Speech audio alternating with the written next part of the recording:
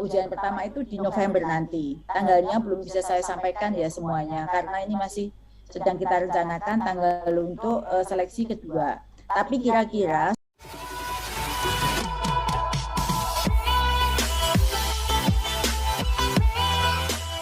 baik saya lanjutkan. Nah, karena kita tahu bahwa guru-guru ini punya kesempatan yang terbatas untuk bisa belajar dan mempersiapkan diri, maka Kemendikbud menyediakan materi belajar untuk persiapan yang ada di dalam laman guru belajar dan berbagi .kemendikbud.go.id, dan di sini adalah satu seri khusus seleksi guru ASN P3K. Dari seri itu, ini data sudah agak lama, itu 484.647 telah mengakses dan 255.000-nya itu telah bergabung dalam tryout. Namun Bapak Ibu, namanya juga bahan belajar itu kan itu secara konsep besarnya.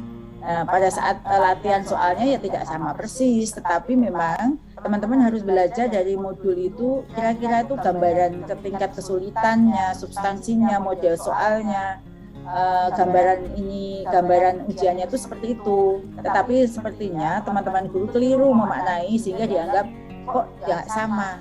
Kalau sama ya berarti kan bocor ya. Tetapi ini memang kita memberikan rambu-rambu. Jadi pengembangannya adalah pada guru itu sendiri.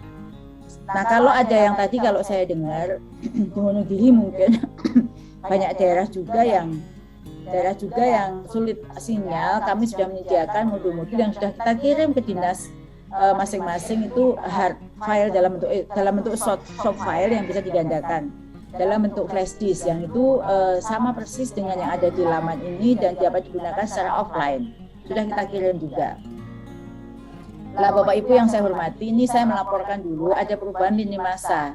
Kalau yang dulu teman-teman sudah lulus ya di ujian pertama kemarin, ini ada masa sanggah sudah selesai. Nah, ujian kedua kemarin baru terlaksana dan perankingan pengumuman masa sanggah pemberkasan yang lulus ujian pertama daftar ulang ujian pertama itu di November nanti. Tanggalnya belum bisa saya sampaikan ya semuanya, karena ini masih sedang kita rencanakan tanggal untuk seleksi kedua. Tapi kira-kira sudah dimulai di minggu ketiga November. Nanti begitu sudah ada kepastian, saya akan umumkan pada teman-teman semuanya kapan ujian memilih formasi tahap kedua itu bisa dimulai. Kemudian ujian tahap kedua itu akan dilaksanakan kira-kira itu di awal Desember. Tanggal tepatnya segera akan saya laporkan kepada Bapak Ibu guru semuanya. Jadi ujian ketiga dimungkinkan di awal, digeser di tahun depan. Jadi ujian kedua ini akan dilakukan di bulan Desember, kemudian nanti pemberkasan dan seterusnya di akhirnya, pengumuman itu kira-kira di akhir Desember, nanti ujian ketiga itu adalah digeser di tahun berikutnya. Ini ada perubahan lini masa karena dinamika yang ada di masyarakat yang harus kita akomodasi itu cukup besar. Jadi kalau kita bicara ideal itu mungkin lulusannya tidak terlalu banyak. Lalu ada dinamika, masukan berbagai aspirasi itu yang menjadi bahan pertimbangan untuk melakukan berbagai perbaikan terkait dengan mekanisme berikutnya. Itu teman-teman kalau melihat bahwa ada kemunduran dan lain sebagainya, itu yang kita mengantisipasi berbagai masukannya, aspirasi baik dari Komisi 10, dari Asosiasi Guru 35 tahun plus, Asosiasi Guru Honorer, dan berbagai asosiasi lain, organisasi-organisasi profesi, itu kan mengajukan berbagai macam aspirasi.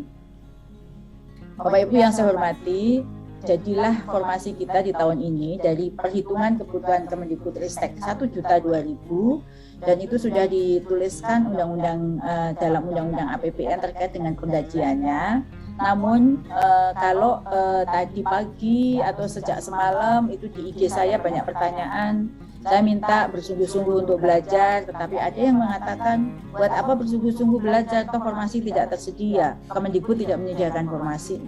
Saya sampaikan kepada Bapak Ibu guru semuanya bahwa formasi kebutuhan Kemendikbud itu sudah dihitung sesuai dengan data di Dapodik, ketidaktersediaan guru, rasio guru, distribusi guru. Jadi ada juga yang numpuk di sekolah negeri, guru-guru yang PNS.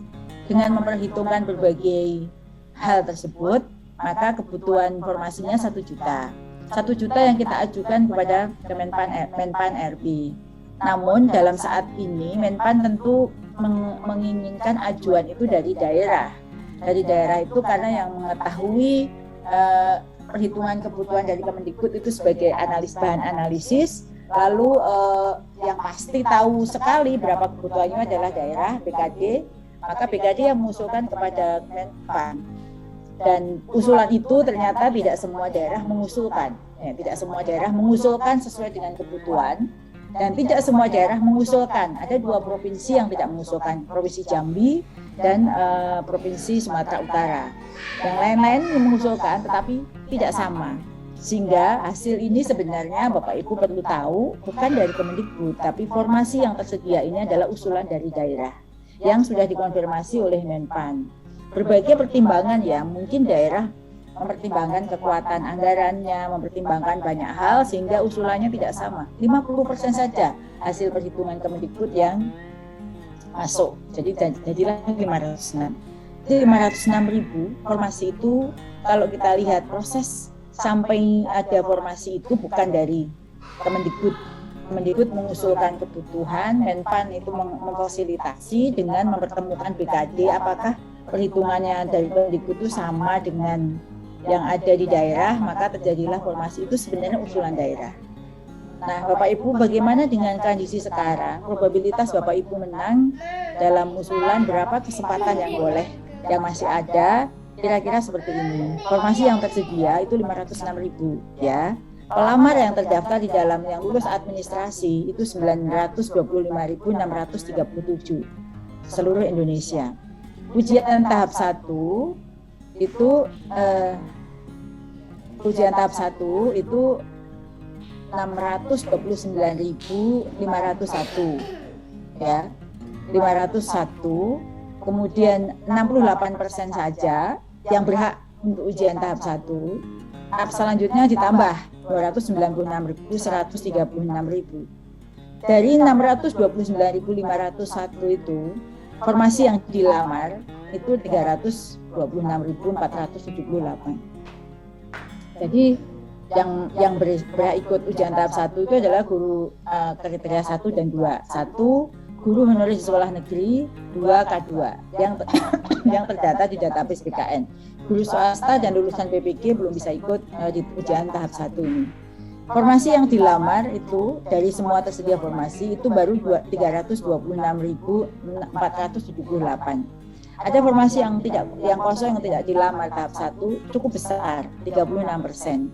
Yang siapa saja yang tidak mau itu yang daerah terpencil, Nias Utara, Halmahera Utara, Baripo, Timur Tengah Selatan dan seterusnya seperti yang ada di layar. Lalu kalau kita lihat seperti ini, presentase formasi yang dilamar itu sisa formasi kayak di Jawa Tengah misalnya, Jawa Tengah itu yang dilamar 73, sisa formasi masuk 27%. Tetapi yang 73 ini belum semuanya terambil di ujian 1 ya Bapak Ibu ya.